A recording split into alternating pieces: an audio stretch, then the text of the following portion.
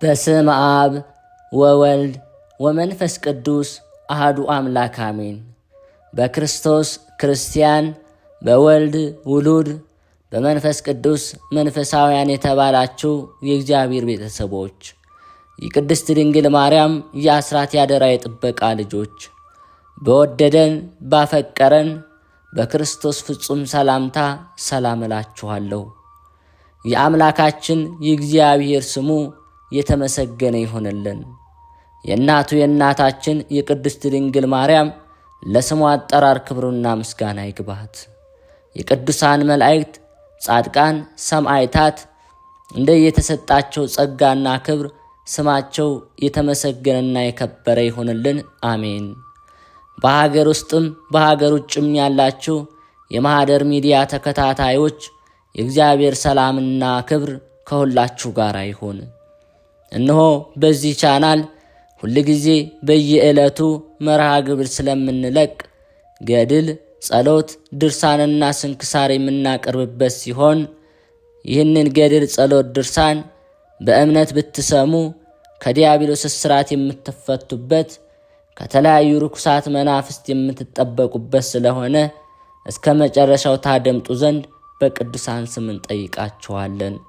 ለአገልግሎቱም ለመደገፍ ሁልጊዜ ላይክ፣ ሰብስክራይብ እንዲሁም ሐሳብ አስተያየታችሁን በኮሜንት በማስፈር መንፈሳዊ ኃላፊነታችሁን እንድትወጡ እንጠይቃለን።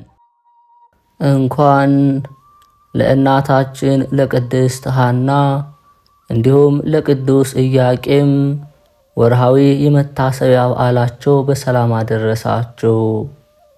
በዚህች ዕለት ታስበው ለሚውሉ ቅዱሳንም ዓመታዊና ወርሃዊ የመታሰቢያ በዓላቸው በሰላም አደረሳችሁ። ከዚህ በመቀጠል የቅዱስ ኢያቄምና የቅድስት ሐና ድርሳን እናሰማለን። አንድ አምላክ በሆኑ በአብ በወልድ በመንፈስ ቅዱስ ስም የሚነበብ አምላክን የወለደች የእመቤታችን የድንግል ማርያም እናት የሆነች የቅድስት ሐና ድርሳኔ ነው። ጸሎትና በረከቷ ከሁላችንም ጋር ይሁን፣ አሜን። ለሁሉም ለእያንዳንዱ በክርስቶስ ፍቃድ እየመጠኑ በተሰጠ ጸጋው እግዚአብሔርን አጋዥ በማድረግ እንጀምራለን። የወረደው እርሱ ነው፣ ያደረገውም እርሱ ነው፣ በሰማይ ያለው እርሱ ነው። በመጀመሪያ የነቢያትን በኋላም የሐዋርያትን በሦስተኛም የሊቃውንትን ሁሉንም ይፈጽም ዘንድ ከዚያ በኋላ የተባረከች ንጽሕት ቅድስት የሆነች ማርያምን ባፈሩልን በሐናና በኢያቄም ጸጋና ጽድቅ ተሰጠን። በሰማይም ቢሆን በምድርም ቢሆን እንደ እርሷ ያለ አልነበረም። ስለ ሐና ክብር እነግራችሁ ዘንድም ልብ በማድረግ ስሙ። እርሷ ሙቀት ያልተለየው መሥዋዕትን በእግዚአብሔር ፊት የሚያቀርቡ የተከበሩ ሰዎች ልጅ ናት። እነርሱም ሌዋውያን ካህናት። እናቷም ከ7 ትውልድ በፊት የነበረች ፋስቴና ናት። ብላቴናዋ ቴክታ በሕልሟ ያየቻት 7ተኛዋ ብላቴና የተባለች ጨረቃን ወለደች አለች። ጨረቃ የተባለችም የኢያቄም ሚስት ብሩክት ሐና ባሳየው አምሳል ይሰራት ዘንድ ሙሴን እንደነገረው በአባቶቻችን ዘንድ በበረሃ የነበረች የምስክሩ ድንኳን። እግዚአብሔር የሰው ልጅ በሰራው የሚያድር አይደለም። ሰማይ ዙፋኔ ነው፣ ምድር የእግሬ መረገጫ ናት። የትኛውን ቤት ትሰሩልኛላችሁ? ማረፊያዬንስ የትኛው ቦታ ነው? አለ እግዚአብሔር። በታነጸው ሴት በሙሴና በሰለሞን ዘመን በተሰራው ድንኳን የምታድር ጎኖቿ ሕጉ የተጻፉባት በእግዚአብሔር ጣቶች 10 ቃላት የተጻፉባት የሕግ የኪዳን ጽላት ናት። በነቃ በሰው እግር አምሳል እንደ ሰማይ ጽንዓትም የተሰራች እግሩ በቆመበት ቦታም ክብሩ ይሰወራል፣ ቃሉ ይሰማል። ነገር ግን ሙሴን ፊቴን አይቶ የሚድን የለም አለው። ነገር ግን የምወደው በደመና ሆኜ አነጋግረዋለሁ አለው። ስለዚህም ውስጣዊ አሰራሯ ያማረች የምስክሯ ድንኳን ሐና ናት። የቀኝ አጽዶቿ 20 የግራ አጽዶቿ 20 መግቢያና መውጫዋ የእንግዶች እንደሆኑት ሐናና ኢያቄም አጸዶች ድረስ ለልጅ ልጅ መታሰቢያ እንዲሆን ቆመው የተሰራውንም ሥራ ይፈጽሙ ዘንድ በየነገዳቸው ይኖራሉ። እነዚያ ቦታዎችም የኢያቄምና የሐና ናቸው። ለሐናም በእጥፍ ነገድ አላት። የእስራኤል ሰዎች በየነገዳቸው በየሕዝባቸው ይተሳሰሩባታል። ከእርሷ የተነሳ ክብርና ገናናነት ተሰጥቷቸዋልና። ለኢያቄምም እንደ እርሷ ሁሉ በየሕዝባቸው በየነገዳቸው እስራኤል የሆነ ሁሉ ለምስክር በእርሱ ይቆጠሩ ነበር። ላሙን አርደው ስቡን ባጤሱና በአደባባዩ በረጩት ጊዜ በድንኳን አደባባይ እንደተቆጠሩ። አሮንና ሙሴ ግን በውስጥ ይገባሉ፣ የሕዝቡንም ኃጢአት ያስተሰርያሉ። ሐና ሆይ ለአንቺ ብፁዓን ይገባሻል፣ ዓለም ሁሉ ብፅዕት ይሉሻል። ወንድ ልጅ ወይም ሴት ልጅ ካለመውለድሽ የተነሳ ስለ ሐዘንሽ ስለ ለቅሶሽ ስሟን በመጥራት ዓለምን ሁሉ የምታስደስት ደስታን ወለድሽ። በሕሙማን ቤት እያለ በሞተ ጊዜ ለጦሊቅ ልጅ ለሞራ ሳለቀስሽለት እርሱ የአባትሽ ወንድም አጎትሽ ነውና፣ ልጅ ስለሌለሽም ወዮልኝ ወዮታ አለብኝ እያልሽ ለቅሶን አበዛሽ። ወንድ ልጅም የለኝም አባቴ ሆይ ይህ የአንተ ሞት ለእኔ ቢሆን በወደድሁ ነበር አልሽ። ያን ጊዜ ይህ በድን በእኔና ባንቺ ምክንያት ለምን ታዝኛለሽ? ፀሐይን ትወልጅ ዘንድ አለሽና በማለት ተናገረ። ይህች ፀሐይም የጽድቅ ፀሐይ እናቱ ድንግል ማርያም ናት። ይህን ሁሉ የሰማሁትም ከመላእክትና ከቀደሙ መጽሐፍት ነው። ቅድስት ሐና ወይ ደስ ይበልሽ፣ ዓለምን ሁሉ ስለ አንቺ ይደሰታል። እኛም ለዓለም ሁሉ ሕይወትን የምትለምን ማርያምን እንዳፈራሽልን ሰምተን እንደሰታለን። ይህችውም እግዚአብሔርን የምትፈራ ብፅዕት ሐና ናት። በሕዝቦች አንድነትም ትመሰገናለች። ባሏ ኢያቄምንም ያመሰግኑታል። ብርታትን፣ ድል ማድረግን፣ ውበትን ተጎናጸፈች። በዘመኗም ደስ ተሰኘች። በኋላም የስንፍና ስንዴን በአፏ አልተመገበችም። አፏን በጥበብ ከፈተች፣ በሕጉም ገለጠች። ለአንደበቷም ሥርዓትን ሠራች። ባሏ ኢያቄምም ለልብሶቹ ወርቀ ዘቦ ግምጃን ባደረገ ጊዜ አመሰገናት። ዳግመኛም እነዚህ በቤቷ የሚኖሩ ችግረኞች ከነዓናውያን በልብስ ተራቁተው ባየች ጊዜ እጆቿን ዘረጋች። ለባሏ ለኢያቄም ያማረች የክብር አክሊል አደረገች። ሐና 7 ምሰሶ አቆመች። ለወለደቻት ልጅም እርድን አረደች። ያማረ ግብዣንም አዘጋጀች። ቡሩክት ሐና አገልጋዮቿን እንዲህ ብላ ላከች። ካዘጋጀውላችሁ ምግብ ኑ ተመገቡ። ምግቡም በምስጋና ጊዜ ሊመገቡት የማይገባ መጥፎ ምግብ አይደለም። ከቀዳሁላችሁ ወይንም ኑ ጠጡ። ወይኑም ለጉሮሮ የሚመር ሳይሆን የፍጹም ደስታ ወይን፣ መጠጡም ለዓለም ሁሉ ይኖራል፣ ለልጅ ልጅም አይነጥፍም አይቋረጥም። ይህ የሰለሞን የቃሉ ትንቢት በሐና ተፈጸመ። የተመረጠች አማረች ሐና ናትና። ጌታ እግዚአብሔር በወንጌሉ በጎ ዕፅ በጎ ፍሬን ያፈራል፣ ዕፅ ከፍሬው ይታወቃል አለ። በጎ ዕፅና ክፉ ዕፅ በምን ይታወቃል ቢሉ ለበጎ ዕፅ ተስፋ አለው። ከደረቀ ከበሰበሰ በኋላ ዝናባት ከዘነቡና ነፋሳት ከነፈሱ ልምላሜን ይጎናጸፋል፣ ቅጠልንም ያወጣል። ከቅርንጫፎቹም ፍሬን ይሰጣል። በመካከሉና በቅርንጫፎቹ መካከል 30፣ 60፣ 100 ፍሬ ያፈራል። ስለዚህም ዕፅ የተናገረው ቃል ተዉትና ስለ 12ቱ የደረቁ አጽሞች የተባለውን ስሙ። ሕዝቅኤል የተናገረላቸው 12ቱ ደቂቀ እስራኤል ናቸው።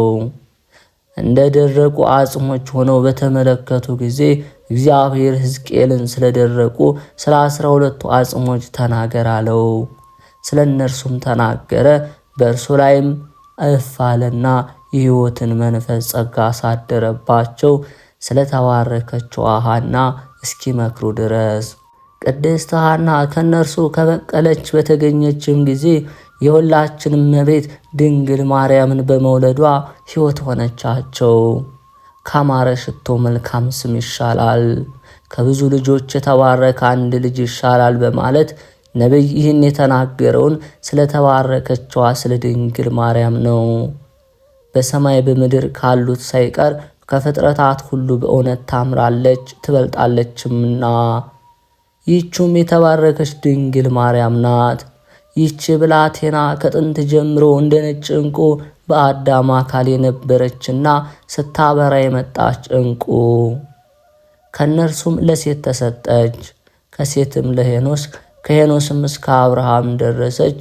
ይህች ዕንቁም ከአብራክ ወደ አብራክ ትተላለፍ ነበር። ሰለሞን ጥበብ ከጻድቃን ሰማዕታት ተከፍላ ወደ ጻድቃን ሰውነት ትተላለፋለች እንዳለ፣ ዳግመኛም ከአብርሃም እስከ ንጉሡ ሰለሞን አባት እስከ ዳዊት፣ ከዳዊት እስከ ቅድስት ሐና ትተላለፍ ዘንድ ግማሿ መሬት እያለች ግማሿ ነጭ ዕንቁ ነበር። አዳም ከመሬት ተገኘ ጀምሮ ብዙ ዘመን ድረስ የዕንቁ ነጸብራቅ ስም ባላቸው ሴቶች ሁሉ ማኅፀንን አልገለጠም ነበር። ከሔዋን ጀምሮም የዕንቁ ነጸብራቅ በእርሷ እንደተገለጠለት እስከተመረጠችዋ ብጽዕት ሐና ደረሰ። ባሏ ኢያቄም በወሰዳት ጊዜ ወንድ ልጅ ወይም ሴት ልጅ ባለመውለዷ በብዙ ለቅሶ በብዙ እንባ ነበረች። የእስራኤል ሰዎች ሁሉ ይንቋታል። ልጅ የሌለሽ በእስራኤል ኢያቄምንና ዘሩን የሚያስጠራ ዘር የሌለሽ ዘሩን የሚያጠፋሽ መካን፣ አሁንም ከመካከላችን ውጪ ከሀገራችን ሂጂ ከእኛ ጋር አትቀመጭ ይሏት ነበር። የልቦናችንን ቁርባን በምናቀርብበት ጊዜ አንድነት አለን ሕግ አለንና፣ ልጅ የሌላቸውን ወንድና ሴት ግን ከመሠዊያው ከቤተ መቅደሱ ያስወጧቸው ነበር፣ በውጭም ያስቆሟቸው ነበርና ከአንድነታቸውም ይለዩዋቸዋል። ሐና ሆይ አንቺስ ምን ታደርጊያለሽ? ውጪ፣ ማኅፀንሽ ተዘግቷል፣ እግዚአብሔር አልከፈተልሽም እናሏት። ባሏ ኢያቄምንም እንዲህ ይሉት ነበር። ከዚህ በኋላ ቅድስት ሐና ወደ እግዚአብሔር ጸለየች፣ ሰውነቷንም ወቀሰች። እንደ ሳሙኤል እናት እንደ ሕልቃና ሚስት እንደ ሐናም የእስራኤል አምላክ ዓለም ከመፈጠሩ አስቀድሞ የነበርክ እስከ ዘላለም ድረስ የምትኖር የአባቶቻችን የአብርሃም የይስሐቅ የያዕቆብ አምላክ ሆይ ጸሎቴን ስማ። ስምህ ያማረ ነው፣ ሁሉን ማድረግ ትችላለህ፣ የሚሳንህ የለም። ለአኗኗርህም ጥንት የለውም፣ ለመንግሥትህም ፍጻሜ የለውም። ሁሉ ለአንተ ነው፣ ሁሉም በአንተ ዘንድ ነው፣ በአንተ ዘንድ ሁሉም ግልጥ ነው። አንተ ትገድላለህ፣ አንተ ታድናለህ፣ አንተ ታስራለህ፣ አንተ ትፈታለህ። አቤቱ ማኅፀኔን ፍታልኝ፣ የአንተ ይሆን ዘንድ የሚያገለግልህን መልካም ፍሬ ስጠኝ። እኔም አንተ እንዳዘዝከው ትእዛዝህን ለአንተ ንጹሕ ቁርባን አደርገዋለሁ። ካልሰማኝ ዘርንም ካልሰጠኝ ግን አጥፋኝ። ወደ ዘላለማዊቷ የአባቶች ርስት ሄድ ዘንድም አሰናብተኝ። እኔ ዘመኔ ከፋብኝ ሲሆን በዚህ ምድር በምን መኖር እችላለሁ? በየራሳቸው ሕፃናትን ያዘሉ የእስራኤል ሴቶች ሁሉ ፈጽመው ይደሰታሉ። እኔን ባዩ ጊዜ ጠቃቆሙብኛል፣ ይስቁብኛል። አቤቱ ከእስራኤል ልጆች ይልቅ የተጣለች የተናቀች አገልጋዬ የሐናን መከራ ተመልከት። ባሏ ኢያቄምም ዓይኖቹን ወደ ምድር ሕሊናውን ወደ ሰማይ አንጋጦ ሳይነግሩ ከመሆኑ በፊት ሁሉንም የምታውቅ ሁሉንም የምትረዳ አቤቱ የእስራኤል አምላክ እግዚአብሔር ሆይ ለምን ለጠላቶች መሳቂያ መሳለቂያ ያደረግከኝ? ካለመኖር ወደዚህ ዓለም ወደ መኖሩ አመጣት። የሰውነቴን መከራ ተመልከት። ባለመጠራጠርም ፀሐይና ጨረቃን ፈጠርክ። የኔን ጸሎት ስማ፣ ቃሌንም አድምጥ። የልቦናዬን ጭንቀትም አቃልልኝ። የጥበብ አእምሮ መንፈስ ያለውን በፊትም የማቀርበውን ልጅ ስጠኝ። በእግዚአብሔር ፊትም የተናቀው አታድርገኝ። ብዙ ያለውን ማሳነስ ትንሽ ያለውን ማብዛት አንተ ትችላለህና አለች። ከዚህ ዓለም ጸሎታቸውንም ፈጽመው ወደ ቤታቸው ገቡ። እግዚአብሔርም የቅድስት ሐናን ሐዘን ሰማ። በዚች ሌሊትም ቅድስት ሐና አኗኗሯ ከጥንት የሆነ በነጭ ወፍ አምሳል የሚያመሰግን ኪሩብ ጋረዷት። ከሰማይ ስትወርድ በሕልም ተገለጠላት። ከከፋ በታችም የሰው ልጅ አለ፣ ይህ የሕይወት መንፈስ በሕይወቷ ገመድ የተያዘ ነበር። በውስጡም የስዕል መልክ ተስሏል።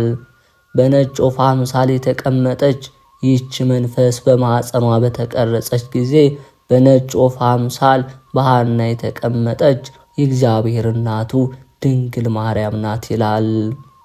በጋብቻ ሕግ ከኢያቄም ጉልበት ዕንቁ በወጣች ጊዜ ሐና ይህችን ዕንቁ ተቀበለቻት። ይህችም የድንግል ማርያም ሥጋ ናት። ዕንቁ የተባለችው የማርያም ሥጋ ንጽሕና።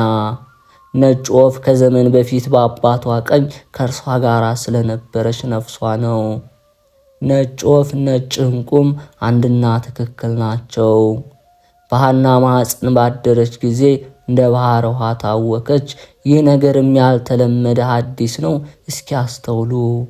ከሴቶች በዚህ አይነት ግብር የተወለደ ማን ነው? እርሱ እግዚአብሔር ለብቻዋ ፈጠራት። እርሱ ብቻ ቅዱስ ለብቻው ቀደሳት። እርሱ ብቻ ክቡር ለብቻዋ ከበራት።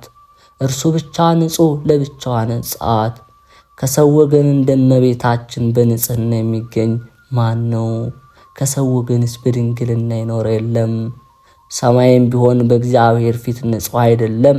በሕሊናዋ በሥጋዋ በነፍሷ ንጽሕት እንደሆነች እንደ እመቤታችን ማርያም መልኳስ እንኳ ፈጽሞ አይመስሏትም። በሰውነቷ ከእርሱ ጋር ትሆን ዘንድ ከወርቅ ከብር ከተከበረ ልብስ ጠበቃት። ጠቃሚዋ ትሆን ዘንድ ለሐና ሰጣት። ጥቅም የሌላቸው ብዙ ልጆችን ከመውለድ አለመውለድ ይሻላል እንደተባለ ከባሏ ከኢያቄም ወገን ክፉ ልጅን ያልሰጣቸው እግዚአብሔር ይመስገን። ጥቅም የሌላቸው ልጆች እንደሚወልዱ ሴቶች ፈጥና ብትወልድ ኖሮ ይህ በሰው ልጆች ባልተነገረም ነበር።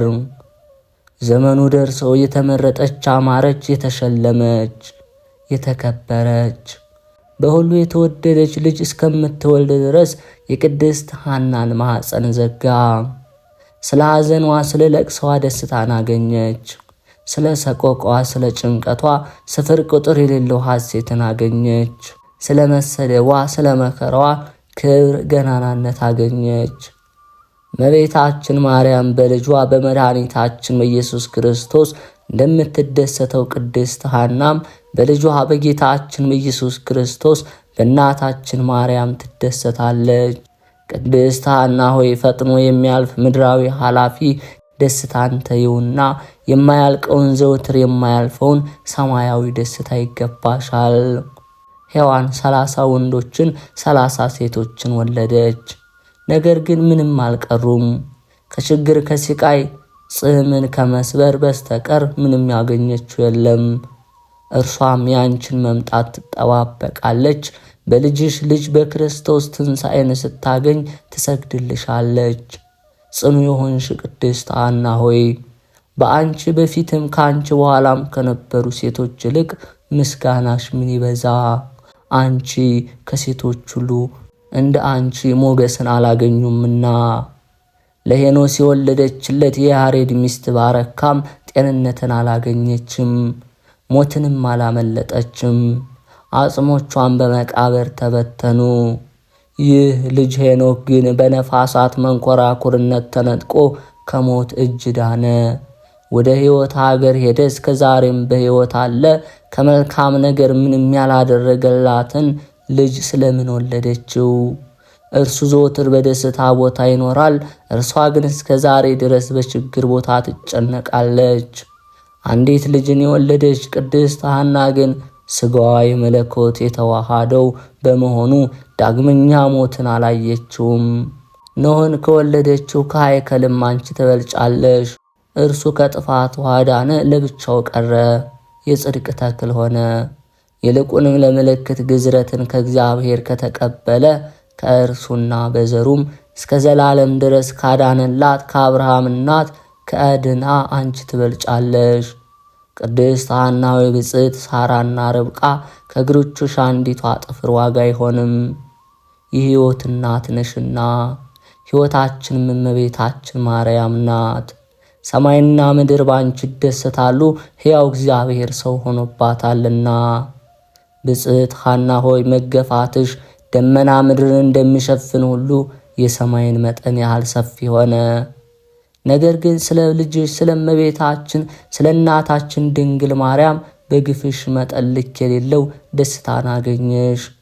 እጹብና ድንቅ ነገርን መስራት ልማዱ ሆነ። እግዚአብሔር ሰውን አስቀድሞ ይፈትናል። ወርቅን በእሳት እንደሚፈትኑት ሁሉ እግዚአብሔርም ወዳጆቹን በችግር ሲቃይ ይፈትናቸዋል። ሐናንም በመጀመሪያ ልጅ በማሳጣት ምግብን በመንሳት ፈተናት።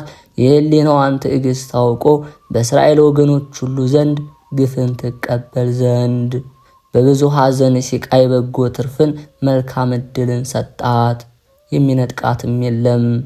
ነቢያት በብዙ ድካም መከራ የእግዚአብሔርን መንግሥት እንገባ ዘንድ አለን እንዳሉ ይህች ቅድስት ሐናም ይህችን ትንቢት ሕግ ለመፈጸም የዕለቲቱን መከራዋን ሲቃይዋን ታገሰች። ስለዚህ መንግሥተ ሰማያትን ወረሰች። የተናገረውም የልጇ ልጅ መድኃኒታችን ኢየሱስ ክርስቶስ ነው። ብዙዎች የቅድስት ሐና ክብር ገናናነትን ይቀበሉ ዘንድ ፈለጉ። የልጃቸውንም ስም ሲያወጡም ዮካብድ እንደ መጀመሪያ ልጅ ሳይገባት ልጇን ማርያም አለቻት። ስለዚህም ታመመች፣ በለምጽ ተያዘች። ከለምጿ እስከምትፈወስም ድረስ በበሽታው ምክንያት ከከተማው ወደ ውጭ ወጣች። ኦሪትም ሙሴን ባማችሁ ጊዜ በለምጽ ተያዘች ይላል። እኔ ግን እግዚአብሔር ስለ እናቱ በመቅናቱ ሊያጠፉት በወደዱ ጊዜ ምክንያትን ፈለገላት እላለሁ። እርሷ በእናቱ ስም ትጠራ ዘንድ አልፈቀደምና።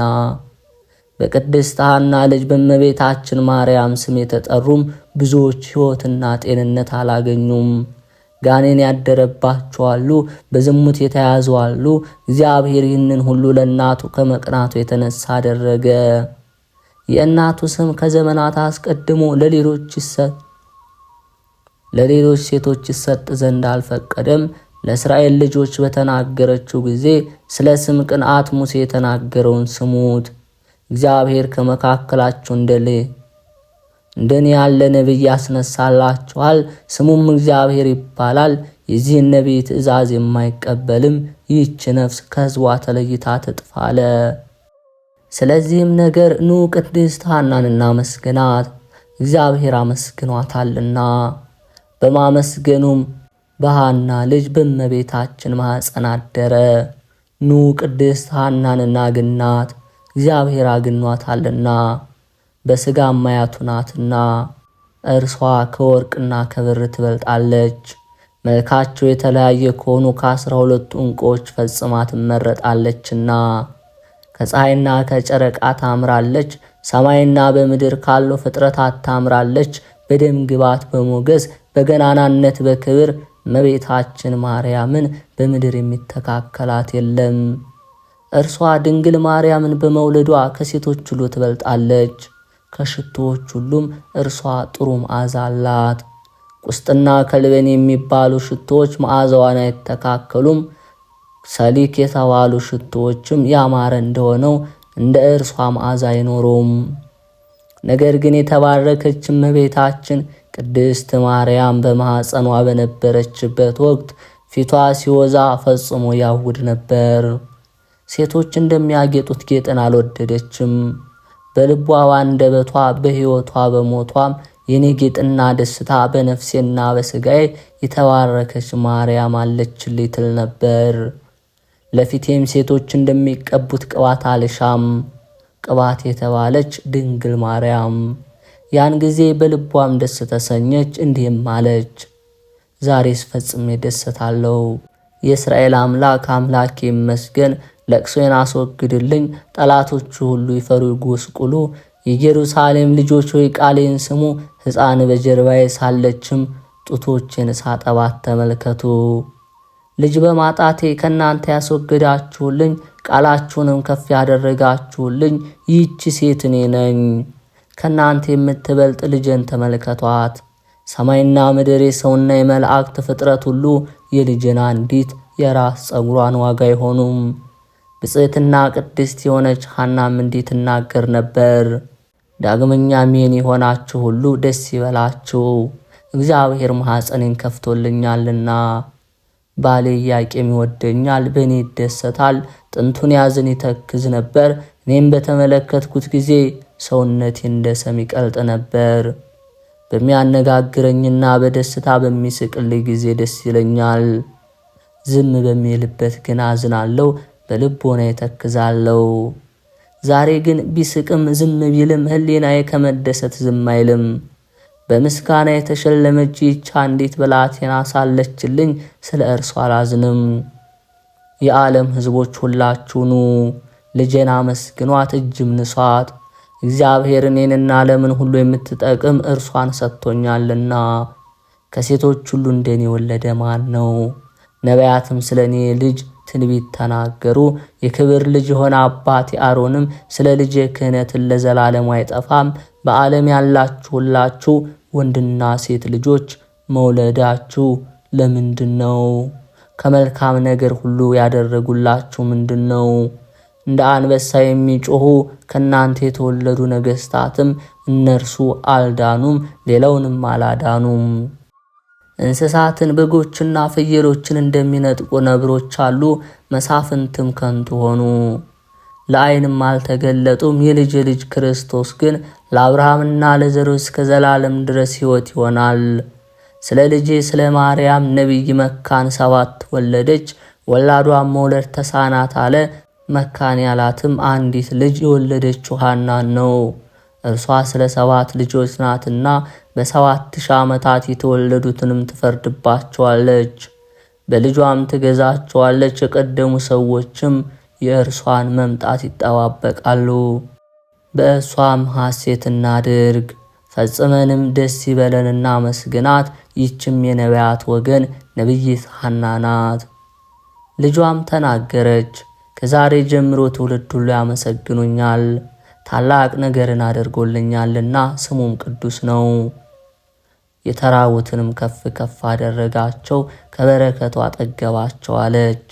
ሐናም በእስራኤል ዘንድ ፈጽማ የተራበች የተዋረደች ነበረች። ዛሬ ግን ጠገበች፣ ረሃብተኛዋም ጥጋብ ተሰማት። የደስታና የሐሰት በር ማርያምን በወለደችልን ጊዜም እንደ ዓለም ሰዎች ትበላና ትጠጣ ዘንድ አልወደደችም። የአባቴ የዳዊት ትንቢት በእኔ ተፈጸማለች። ነገር ግን እኔ የእግዚአብሔርን ክብር በማየት እጠግባለሁ። ይህም የድንግል ማርያም ሥጋ ነው። ትርሲቱም በሁለት ወገን የሚቀርብ የእግዚአብሔር ምስጋና ነው። ኑ ክብሩ ምስጋናው ሦስትነቱን በመሰወሪያው ይተረጉማል። ዳግመኛም መካኒቱን በቤቱ የሚያኖራት የልጆችን እናትም የሚያስደስት እርሱ ነው። በእውነትም እግዚአብሔር ቅድስት ሐናን እናቱ ማርያምን እስከምትወልድ ድረስ በዓለም ባለው መከራ ሁሉ እንደ ፈተናት ኖረች። ልጇን አቅፋ ከጡቶቿም ወተትን እያጠባች ፈጽማ ተደሰተች። እስራኤል ከሐና ልጅ ዓለም መድኃኒት እንደሚወለድ በሰሙ ጊዜ በቅድስት ሐና ላይ በቁጣ ተነሱባት። በማቃለልም ልጄ እግዚአብሔርን ትወልደዋለች የምትየው የእውነትሽን ነውን? አንቺስ የእግዚአብሔር አያት ትባያለሽን? ዓለምን ሁሉ ከእግርሽ በታች ታሰግጃለሽን? እንደዚህ ለምን ታስቢያለሽ? በአንደበትሽ ለምን ተዋሻለሽ? ድሃ ነሽና ይህንን ሐሳብ ከልቦናሽ አስወግጂ። ገንዘብ ንጹሕ ልብስም የለምና በዚህ ሁኔታሽ ይህንን ነገር ታስቢያለሽን? አሏት። አይሁድ የክፋታቸው የቅናታቸው መጀመሪያ ይህ ነው። ያን ጊዜ ብፅዕት ሐና የአይሁድ ሊቃውንትን ኑ በማስተዋል ስሙኝ፣ በእውነት ለእግዚአብሔር የሚሳነው ነገር አለን? ዳዊትስ የእግዚአብሔር መሥዋዕቱ የተሰበረ ልብ ነው፣ የዋህ ልቦናን ትሑት ስብዕናን እግዚአብሔር አይንቅም አላለምን? በነቢዩ ኢሳይያስ አንደበት እግዚአብሔር እንዲህ ይላል፣ ቃሌን ወደሚሰማ ወደ የዋህ ትሑት ወደ ሆነ ሰው በቀር ወደ ማን እመለከታለሁ አለ። ትእዛዜን በሚያረገው ሰው መንፈስ ያድርበታል። እናንተ እንደተናገራችሁት እኔ ችግረኛ ነኝ፣ ልቤ ግን ትሑት ነው። እግዚአብሔር በሀብቱ የሚመካ ሰው ባለጸጋን አይወድም። የትዕቢተኞችን ነገር አይሻም፣ ወደ ትሑቶች ይመለከታል እንጂ። ስለዚህም ይቅርታውን ከኔ አላራቅም። ይህችን ብላቴናን ይቅርታ አሏት። በአንዲት ቃል ዓለምን ሁሉ ለፈጠረ ለእናቱ ለሆነችው ከኔ ትወለድ ዘንድ እንዳላት በፊታችሁ እስከሚናገር ድረስ ስለ ልጅ የተናገሩትን አልሰማችሁምን? እኔ ከመጸነሴ አስቀድሞ ከለከልኳችሁ፣ ማኅፀኔንም የዘጋ እግዚአብሔር ስለሰጠኝ ሰላምን ስለምን ትቀኑብኛላችሁ? ይህችን ብላቴናም ስለ አላፍ ልጆች አደርግልሻለሁ አለኝ። ተስፋዬ ይህ ነው፣ በእናንተ ላይ የበደልሁት ሳይኖር እኔን ለምን ትበድሉኛላችሁ? መካን እያላችሁ እንደ ጠላችሁኝ ፈጽሞም እንደናቃችሁኝ ማኅፀኔ ተከፍቶ አንዲት ብላቴና በወልድም መናቅን ናቃችሁኝ። የእስራኤል ሕዝቦች ሆይ ምን ያህል ትገፉኛላችሁ? እስከ መቼ ታገሳችኋለሁ? እስከ መቼ ድረስ ከፊታችሁ ሸሻለሁ? ሥጋዬን ከሥጋችሁ አይደለምን? አጥንቴስ ከአጥንታችሁ አይደለምን? ከእናንተ እንዳልተወለዱ ለምን እንዴት አደርጉኛላችሁ? እንባዬ ወደ እናንተ ይመለስ። እስራኤል ሁሉ በአንድነት ይህች ሴት ለምን ታስጨንቀናለች? ቀድሞ መካን ሆና ነበረች፣ በኋላም ደግሞ አንዲት ብላቴና አግኝታ በእኛ ላይ ትታበያለች። ይህች ልጄ የሰማያዊ ንጉሥ እናት ትሆናለች ትላለች። አሁንም ኑ እሷንም ልጇንም በድንጋይ እንወግር ዘንድ መሐላ እንማማል፣ የዚህ ነገር መጨረሻ የከፋ አይሆንም ተባባሉ። ግማሾቹ ግን ከዚች ሴት ምን አለን? ይህ ነገር እውነት ከሆነ እንረዳዋለን አሉ። እስራኤልም ሁሉ ተነስተው ወደ ቤታቸው ሄዱ። ሐናም ጸጋና ሞገስን ስላገኘች ፈጽማ እግዚአብሔርን እያመሰገነች ወደ ቤቷ ገባች። በእርሷ ጥፋት የለባትም። ከሴቶቹም በመልካም ሥራ እንደርሷ የተመሰገነ የለም። ቸርነቷም ከክፋት የጸዳ ያማረ። ዮዲትና አስቴር ስለ ቤታቸው ስለ ወገናቸው በመቅናት በጎልማሶች በረቱ። አንዲቱ ሆሊሆርኒስን በጥበቧ ገደለችው፣ አንዲቱ ሃማን በእንጨት ላይ አሰቀለችው። እነርሱ እንደ ቅድስት ሐና አልተመሰገኑም። በአቅማቸው በየዘመናቸው እስራኤል መንግሥትና መስፍን ባልነበራቸው ጊዜ ተነሱ እንጂ ስለምን ነገር ይናገራሉ? ከአዳም መወለዳቸውንስ እንዴት ይናገራሉ? ከአዳምና ከሔዋን ጀምሮ እስከ ኢያቄምና ሐና ድረስ በመጽሐፍ ተጽፏል። ነቢዩም ምስክር እንደሆነው አናጢዎች የናቁት ይህች ድንጋይ የቤት ማዕዘን ማቅኛ ሆነች። ቤት የተባለችም ድንግል ማርያም ናት። እርሷ የእግዚአብሔር ቤት የልዑል ማደሪያ ናትና፣ እርሷም በምድርና በሰማይ መካከል አስታራቂ ሆነች። በእርሷም ዓለም ሁሉ ተስማማ። ጥላቻን ገደለችው፣ የጥላት ግድግዳ ተናደ። ለራቁት ሰላም አደረገች፣ ለቀረቧት ድህነትን አደረገች። ወደ ጥንተ ነገራችን እንመለስና ሐና በቤቷ ሳለች በልቧ አሰበች። ስለ ልጇም ስለ ልጄ ምን ላድርግ? ይህ ነገር እውነት ከሆነ አምላክም በእርሷ ማኅፀን ካደረና ከተጸነሰ የእስራኤል ሕዝቦች ሁሉ ስለሚቀኑ እንዴት ያደርጓት ይሆን? እውነተኛ የሆነ የልጄ ጌታ ኢየሱስ ክርስቶስን ድምፅ በሰሙ ጊዜ እርሷን ሀገር ለሀገር ያንከራትቷታል፣ ልጇንም ከኢየሩሳሌም ውጭ ይሰቅሉታል። ስለ ልጄ ምን ላድርግ? ለእኔ አንዲት ናትና እህትም ወንድምም የላትምና ያስጨንቀኛል። ስለ እርሷ አዝናለሁ። በእርሷ ላይ የሚፈጸመውን የእስራኤልን ተግዳሮቶች አስባለሁ። ኋላ ግን ለምድር ሕዝቦች ሰላምን፣ ይቅርታን፣ ቅንነትን ታፈራለች። የሚጠሏትን በሰውና በመላእክት ዘንድ የተጠሉ ይሆናሉ። አራዊት እስከሚበሏቸው ሲኦልም ለምግብ እነርሱን በማግኘቷ ብቻዋን እስከምትደርስበት ድረስ ልጄን የሚወዷት የሚያከብሯት ደግሞ በሁሉ ዘንድ በልጇ በኢየሱስ ክርስቶስ ዘንድ የተወደዱ የተከበሩ ይሆናሉ። አቤቱ ሆይ ፍርዴን ፍረድ፣ አድነኝ። ስለ ቃልህም ፈውሰኝ። ድህነት ከኃጢአተኞች የራቀች ናት፣ ይቅርታህ ደግሞ የበዛ። እንደ ፍርድህ አድነኝ። የከበቡኝ ያስጨነቁኝ ብዙ ናቸው። ምስክርነትህን ከመስጠት ግን ወደ ኋላ አላልሁም።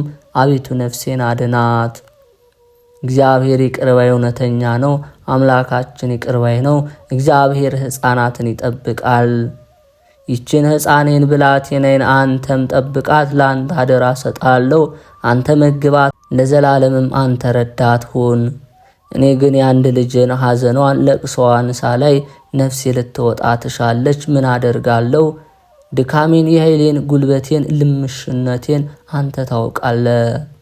ብጽሕት የሆነች የቅድስት ሐና ዕረፍት የሆነውም እመቤታችን ቅድስት ድንግል ማርያም በቤተ መቅደስ እያለች ነው። እናቷ ቅድስት ሐና እንዳረፈች ነገሯት።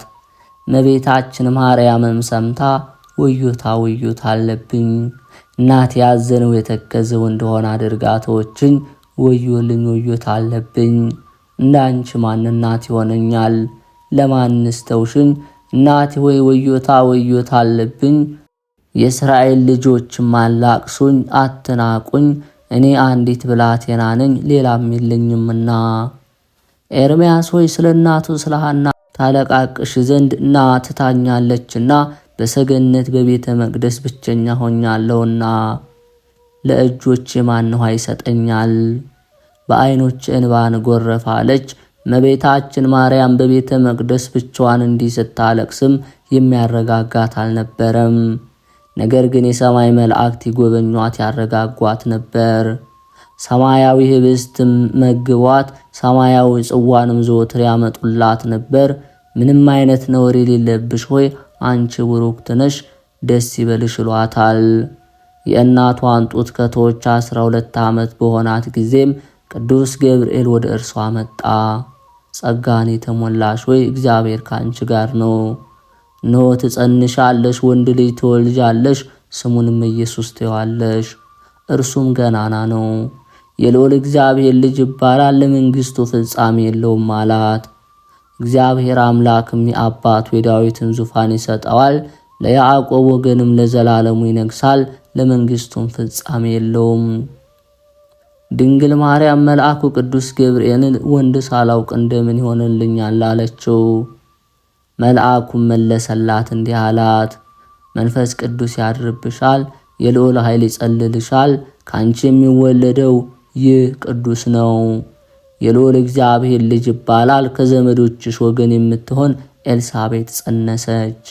መካን ሲሏት ካረጀች ከሸመገለች በኋላ ወንድ ልጅ አገኘች። እነሆ የ6 ወር ሆናት፣ ለእግዚአብሔር የሚሳነው ነገር የለምና። ድንግል ማርያምም የተከበረውን መልአክ ገብርኤልን የእግዚአብሔር አገልጋዩ እንሆላለው፣ እንደ ቃል ይደረግልኝ አለችው። መልአኩም ከእርሷ ሄደ። ያን ጊዜ እመቤታችን ማርያም እናቴ ሐና የነገረችኝ እውነት ይሆንን አለች። እርሷ የእግዚአብሔር ልጅ ካንቺ ይወለዳል፣ እግዚአብሔር አገልጋዩ አድርጓታልና። ርብቃ ታላቁ ለታናሹ ይገዛል ባለች ጊዜ በእውነትም መንፈስ ቅዱስ በርብቃ አፍ ተናገረ።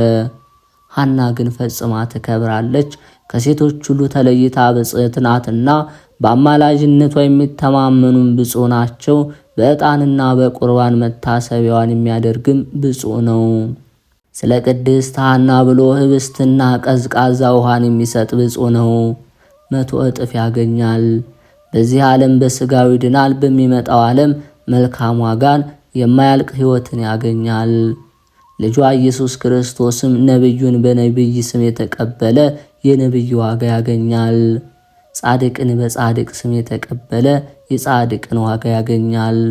ከታናናሾቹም አንዱ በእኔና በደቀ መዝሙሬ ስም ቀዝቃዛ ውሃ ያጠጣውን ዋጋውን አላሳጣውም አለ። ስለዚህም ችግረኛና ምስኪን የምሆን እኔ እንደተቻላችሁ መጠን የብፅዕት ሐናን መታሰቢያ አድርጉ፣ መታሰቢያዋንም ማድረግ አትርሱ። በጨከነ ልቦናችሁ ወደ እርሷ ለምኑ እላለሁ። እርሷም የኃጢአታችሁን ስርየት ታገኙ ዘንድ የልጇ ልጅ ወደ ሆነው ወደ እግዚአብሔር ቃል ወደ ጌታችን ኢየሱስ ክርስቶስ ትለምንላችኋለች። ደስተኛ ከሆኑ ከማኅበረ በኩር፣ ከሰማዕታት፣ ከጻድቃን፣ ከነቢያት፣ ከሐዋርያት፣ ከደናግል፣ ከመነኮሳት ማኅበር ይልቅ አስቀድማችሁ መታሰቢያዋን አድርጉ። እነርሱ ስለ ልጇ ልጅ ስለ ኢየሱስ ክርስቶስ መራራ ሞትን ታገሱ። ቅድስት ሐናን ከልባችሁ አስቧት። ልጅ ያለ አባት ይከብራልን? ብላቴናስ ያለ እናት ትከብራለችን? እናንተም እናታችን ሐና እንደ ልጇ እንደ እግዝእትነ ማርያም አድርጋችሁ አክብሯት፣ ክብረ በዓልም አድርጉላት። ዳግመኛም ልጅ ባለማግኘቷ የእስራኤል ልጆች እንዳቃለሏት ቸል አትበሏት። ቸል ስላሏት፣ ስለናቋት፣ ስለገፏት በእግዚአብሔር ዘንድ የምትታሰብ የምታስፈርድ ሆነች። ብፅዕት ሐና በክብር በገናናነት የሰማይና የምድር ንግሥት በሆነች በተባረከች ልጇ ቀኝ ቆማ ባዩአት ጊዜ ሁሉም ያለቅሳሉ። በእናንተ ዘንድ ካህን ልባል የማይገባኝ ድሃና ምስኪንን እናገራለሁ። ከተጠሩት ሁሉ ይልቅ ስብዓታት ሐና ፍቅር ስር ሆኖ አንድ ወንድም ግድ ባለ ጊዜ የጌታችን ኢየሱስ ክርስቶስ እናቱ ስለሆነች ስለ ኢያቄም ስለ ቅድስት ሐና ምስክር ሆን ዘንድ መንፈስ ቅዱስ በእኔ ላይ ተናገረ። በዚህም የተሰበሰባችሁ እናንተ አባቶችና ወንድሞቼ የብፅዕት ሐናን መታሰቢያ ታደርጉ ዘንድ እግዚአብሔር ከእናንተ ጋር ይሁን ለዘላለሙ አሜን። በሦስትነቱ በማይመረመር ስውርነቱ ምልዕነቱ በማይታወቅ የሃይማኖት መሠረት በሆነ በእግዚአብሔር ስም በምእመናን ልቦና የበረከት መስገብ ይጨመራል። እያንዳንዱም አንዲት ስግደትን ይሰግድለታል። በእያንዳንዱም በአንዲት ስግደት ይመሰገናል። በእያንዳንዱም አንዲት ልመና ይማለዳል። በምድር በሰማይ በባህር በቀላይ ምስጋና ለእርሱ ይገባል። አሜን። የአዶናይ የእግዚአብሔር እናቱ ለእመቤታችን ሐና ለሆነች ለሐና የውዳሴና የምስጋና መንሻ ይደረጋል። የምስጋና እጅ መንሻ ይገባል። የሁለተኛዋ ሰማይ መገኛ እርሷ ናት። የጸሎቷ ኃይልም የቤተ ክርስቲያን ልጆች የሆንን ሁላችን ይጠብቀን ለዘላለሙ አሜን። ሰማያዊ ለሆነ የአብ ሙሽራው ለሆንሽ፣ ቀዳማዊ ለሆነው ለወልድ እናት ማደሪያ ለሆንሽ፣ አዳይ ለሆነው ለመንፈስ ቅዱስ ታቦቱ እመቤት ሐና ሆይ ላንቺ የምስራች ይገባሻል። ላዘነ ለአዳም መድኃኒት ለተገደለ ለአቤል የቤቱ መሰረት ይሆንሽ እመቤቴ ሐና ሆይ ላንቺ የምስራች ይገባሻል። የሴቶች ሁሉ ንግሥት ይሆንሽ እመቤቴ ማርያም ሆይ ላንቺ ምስጋና ይገባሻል። የሳራና የኪጡራ ንግሥታችሁ የምትሆኚ እመቤቴ ሐና ሆይ ለአንቺ ምስራች ይገባል። የርብቃ የልያ የራሔል የደስታ ሕይወታችሁ የምትሆኚ እመቤቴ ሐና ሆይ ለአንቺ ምስራች ይገባሻል። እመቤቴ ሐና ሆይ የኪሩቤል ገናናነት በሚሰማበት በጽናቸው በሚታጠንበት የኪሩቤል ክንፍ በተዘረጋበት የነቢያት ትንቢት በተነገረበትና የሐዋርያት ስብከት በተሰበከበት ለአንቺ ምስራች ይገባሻል። እመቤቴ ሐና ሆይ ሜልካ፣ ቴርሳ፣ ሄግላ፣ ኑሃና፣ መሐላ በንግስናሽ ገናናነት ተመኩ 5 የሆናችሁ የሰለፓድ ልጆች ሆይ ቅድስት ሐናን በቀደሙት አባቶች አምሳል ዛሬ አረፈች፣ ስለኛም ትለምናለች፣ በእግዚአብሔር ዘንድ ሞገስን አግኝታለችና። የሕያው እግዚአብሔር ቃል የሆነ አምላክን የወለደች የእመቤታችን ማርያም እናት ሐናም ከተከበሩት የተከበረች ንጽሕት ናት። ይህች ጻድቅም ከኢየሩሳሌም የሆነ የማጣት ልጅ ናት። እርሱ ከሌዊ ወገን የሆነ ያም ከሆነ የሚልኪ ልጅ የሌዊ ልጅ ነው። ለማጣት 3 ልጆች ነበሩት። 31ኛው የታላቂቱ ስም እንተ ማርያም ይባላል። የሁለተኛዋ ሶፊያ፣ የሶስተኛዋም ሐና ይባላል። የማጣት ልጅ ማርያ ይእቲ አግብታ ሰሎሜን ወለደች። ይህችም ጌታችን መድኃኒታችን ኢየሱስ ክርስቶስን በኋላ ከርጉም ሄሮድስ ፊት በሚሰደድበት ጊዜ እመቤታችን ማርያምን የረዳቻት። ሶፊያም አግብታ የመጥምቁ ዮሐንስ እናት የሆነች ኤልሳጋኮናን ቤጥን ወለደች። ሐናም ከይሁዳ ሐና ወገን የሆነ ኢያቄምን አግብታ እመቤታችን ማርያምን ወለደች። ሰሎሜና ሐናም እህትማማቾች ልጆች ናቸው። ይህች ቅድስት ሐና ግን ጽድቋ ሜሮንና ከሴቶች ሁሉ የሚበልጥ ክብሯን አውቆ በሥጋ አምላክ ለወለደች ለድንግል ማርያም ደስታ ጎን ለመሆን የተቀባች አደረጋት። ከሴቶች ሁሉ የተከበረች ናት። እርሷ መካን ነበረች። ለጾምና ለጸሎት በመገዛቷ ወደ እግዚአብሔር ትማጸናለች። ይህችም ልጅን ሰጣት። እግዚአብሔርም ሐዘኗን ለቅሷን ተመልክቶ ልቦኗን ደስ አሰኛት።